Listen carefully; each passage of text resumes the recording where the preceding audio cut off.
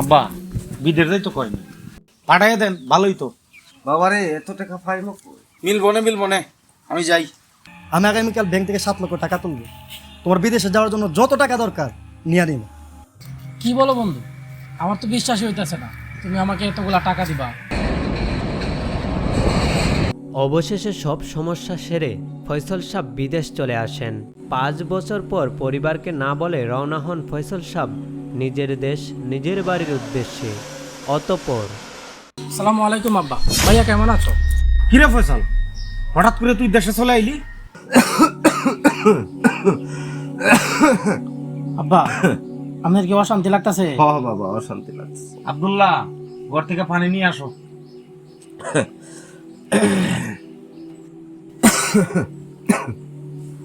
ভাইয়া এই যে পানি।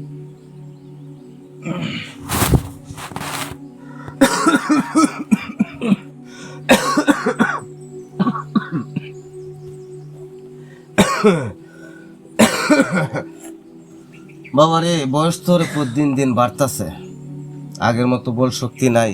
এখন চিন্তা তোমাদেরকে নিয়ে, আল্লাহ যেন তোমাদেরকে দাঁড় করায়। জি আব্বা। আব্বা এগুলা চিন্তা করতে কে বলছে?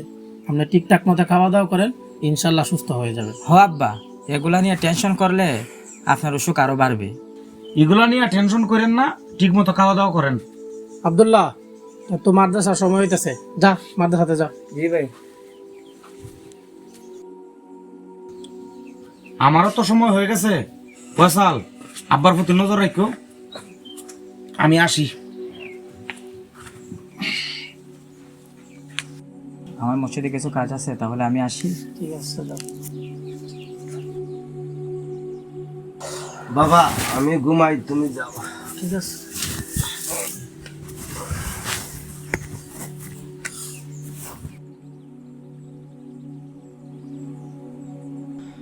আব্বা তো আর কিছু করার মতো না, আর ভাইগুলা তো সব পড়াশোনা করতেছে। এখন যদি কোনো টাকা পয়সা না আসে তাহলে তো তাদের পড়াশোনা বন্ধ হয়ে যাবে। তার চেয়ে ভালো আমি পড়াশোনা বন্ধ করে দিই। যেভাবেই হোক আমার কাজের ব্যবস্থা করতে হবে। যাই রহিম চাচার কাছে যাই, দেখি কোনো কাজ পাই কিনা।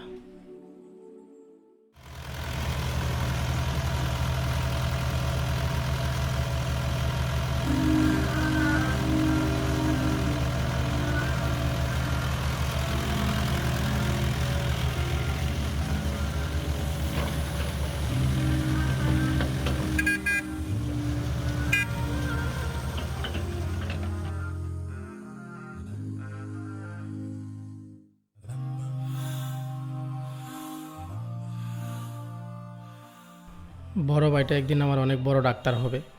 মেজু ভাই মাদ্রাসাতে পড়াশোনা করতেছে, সে হুজুর হবে। সবাই তাকে হুজুর হুজুর বলে ডাকবে।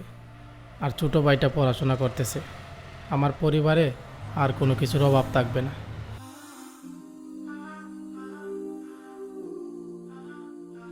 কিরে কাজ কেমন চলতেছে? নে নাস্তা নে, আয় আয়।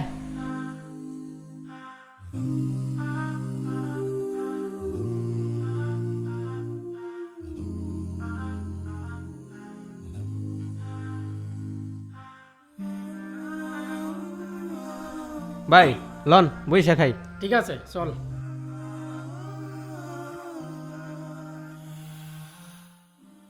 যাই হোক 20 টাকা পাইছি, এটা ব্যাংকে বইরে রাখি।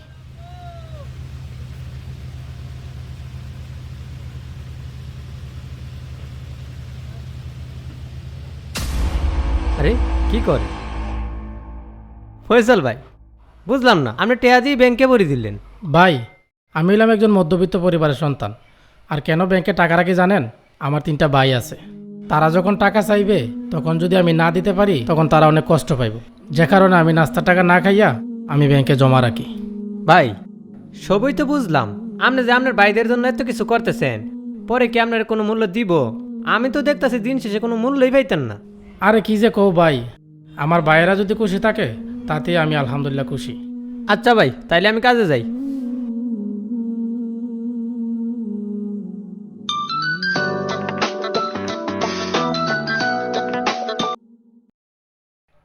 হ্যালো। ফয়সাল, আমার তো কতগুলা টেহা দরকার, টেহা দিতে পারবি? হ্যাঁ হ্যাঁ অবশ্যই, তোমার জন্য টাকা আছে। আমি এখনই বিকাশের দোকানে যাইতেছি, যাইয়া টাকা পাঠাইতেছি। 2000 টাকা পাঠা। আচ্ছা ঠিক আছে, আমি এখনই যাইতেছি।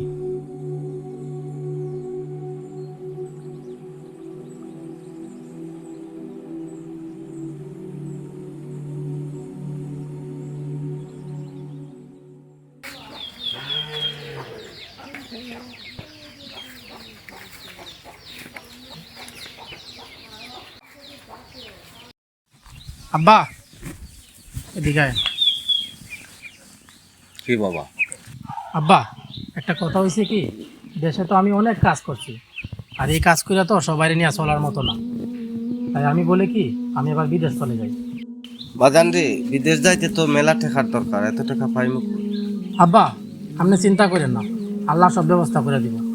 আজানের সময় হয়েছে, আমি তাহলে নামাজে যাই। আব্বা বিদেশ যাই তো কয় না, পাঠাইয়া দেন ভালোই তো। বাবারে এত টাকা পাইমু কই? মিলবো না, আমি যাই।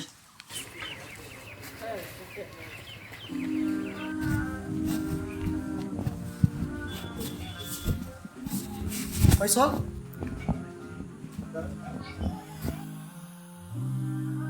কেমন আছো তুমি? আছি আলহামদুলিল্লাহ, তুমি কেমন আছো? আলহামদুলিল্লাহ ভালো আছি। শুনলাম তুমি নাকি বাইরে যেতে চাও? হ্যাঁ ভাই, তোমাকে কে বলছে?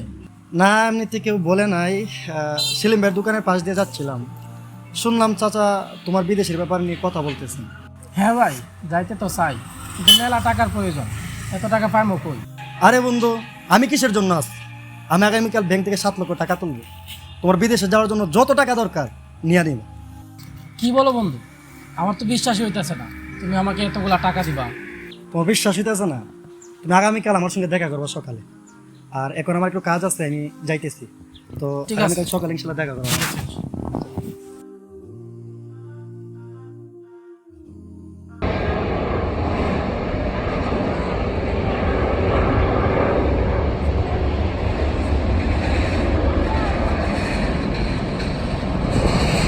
অবশেষে সব সমস্যা সেরে ফয়সল সাহেব বিদেশ চলে আসেন। হাড় ভাঙা পরিশ্রম করতে থাকেন মাসের পর মাস, আর যাই ইনকাম করেন তাই বাড়িতে দিয়ে দেন। এভাবে কেটে যায় 5টি বছর। 5 বছর পর পরিবারকে না বলে রওনা হন ফয়সল সাহেব নিজের দেশ নিজের বাড়ির উদ্দেশ্যে। অতঃপর আব্বা আজকে পার্টি আছে, জমাইয়া পার্টি করবো। আর আপনারা বলছিলাম পাঞ্জাবের উপরে কুট পরার জন্য, এটা কি পড়ছেন? পাঞ্জাবিতে ঠিক আছে রে বাবা। কেমন কেমন জানি লাগে। আচ্ছা ঠিক আছে, চলবো। আসসালামু আলাইকুম আব্বা। ভাইয়া কেমন আছো? কিরে ফয়সাল, হঠাৎ করে তুই দেশে চলে আইলি, কোনো সমস্যা হয়েছে নাকি? কিরে বাপ, তুই এত তাড়াতাড়ি দেশে চলে আইলি? কি ভাইয়া, কি আব্বা, আপনারা আমার দিকে অবাক হইলেন নাকি? তুই এত তাড়াতাড়ি আসাটা কি ঠিক হয়েছে? কি বলেন আব্বা, আমি এত বছর পর বিদেশ থেকে আইলাম, আপনারা যেমন কেউই খুশি হইলেন না। আশা তো বড় কথা না, তুই দিয়ে এখন চলে আইলে, এখন পরিবার চলবো কেমনে? কি বলেন ভাইয়া, প্রত্যেক মাসে এতগুলা টাকা পাঠাইলাম, পরিবার চলতো না মানে? টাকা কি রয়েছে নাকি? টাকা কি খরচ হয় না? কি বলেন আব্বা, খরচ হয়েছে মানে? আমার জন্য কি কেউ কোনো টাকা রাখেন নাই? তোরা এত টাকার হিসাব দিতে পারবো না, কত দিকে কত টাকা খরচ হয়, তুই এত হিসাব চাষকা। ভাই তুমি কখন আসছো? আরে মুসাহিদ, জি ভাই। আমার কেমন আছিস? আলহামদুলিল্লাহ ভাই, আমি অনেক ভালো আছি, তুমি কেমন আছো? কেমনে ভালো থাকি রে ভাই, সংসারে এতগুলো টাকা দিলাম, আজকে শুনি একটা টাকাও নাই। কি বলো ভাইয়া, কে বলছে তোমাকে এসব? এই যে আব্বার ভাইয়া বলতেছে। ভাইয়া তারা যেহেতু বলতেছে, আমিও কিছু কথা বলতে চাই। থাক ভাই, তোর আর কিছু বলতে হবে না, যা শোনার তো আমি তাদের কাছ থেকে শুনে নিছি। না ভাইয়া, আজকে আমাকে কিছু বলতেই হবে। শুনেন ভাইয়া, আব্বা শুনেন, আজকে ভাইয়া 5টা বছর পরে বিদেশ থেকে আসছে। তোমরা সবাই বলতেছো তুই কেন আসছিস, টাকা পয়সা নাই, কি খাবে, সংসার কিভাবে চলবে? ভাইয়া তোমার কি অতীতের কথা বলে গেছো?